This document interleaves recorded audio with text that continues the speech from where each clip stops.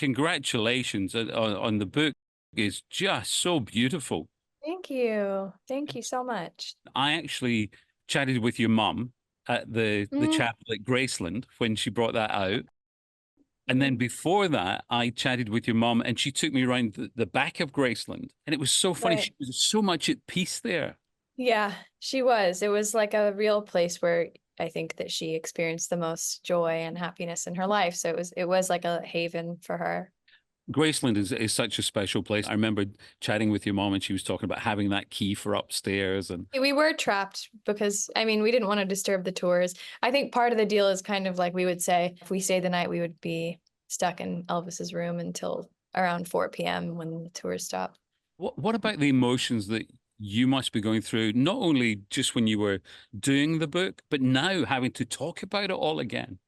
Sometimes doing the book was a little bit isolating, and I'm, in my house and I'm working on this thing that's incredibly intense. So it's actually quite nice to talk about it. Yeah, I guess it is a bit cathartic maybe. Obviously, when your mum was married to Michael Jackson, and there you are at Graceland, and then there's a giraffe at the window, and then you've got Michael singing "You Are Not Alone" to you.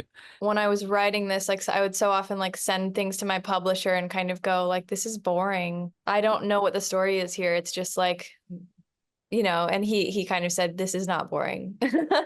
I think what was lovely taking from the book as well, that I think, for so many people in the media, probably myself included at the time, when the story broke about your mom and Michael Jackson, we were kind of like, is this real? Oh yeah, I can understand that perspective. It wasn't, it was a very real marriage, but I get that. I mean, I think people still think that about celebrities dating. We were not aware of Sarah Ferguson being so Mm, close to your mother as well. That was a yeah. surprise. I think that like the press in the 90s and early 2000s as a woman was really intense to experience, and I think that they both kind of had that same experience. The level of fame, I think, between the families were similar. They had a sort of kinship, and they're both kind of wild ladies and really got along well. And we're very close friends. Love to talk about the music just a little bit as well. And there's so many poignant moments in the book about, you going in and your mum's listening to her dad's music. She wouldn't often put it on, but if it was on, she would leave it on.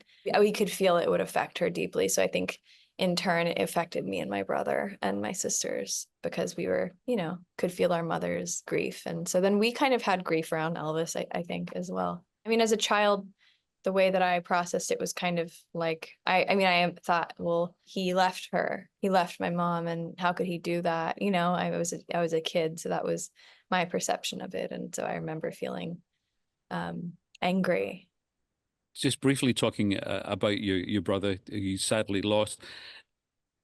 It's interesting because obviously this is one of the stories from the book that everyone's picked up on, the story of your brother being taken back to the house and being kept there for a couple of months.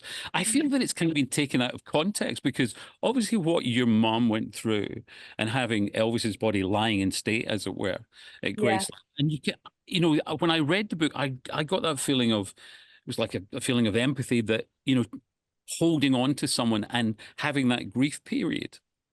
Definitely. I mean, the way she was able to grieve her father, she said having him in the house for a few days, like really helped her process it. His body was there. He wasn't just taken away. I can imagine mothers wanting that as opposed to their son being in a morgue. Yeah. Um, I just think that was Lisa Marie Presley, and she could do things that, that other people couldn't do.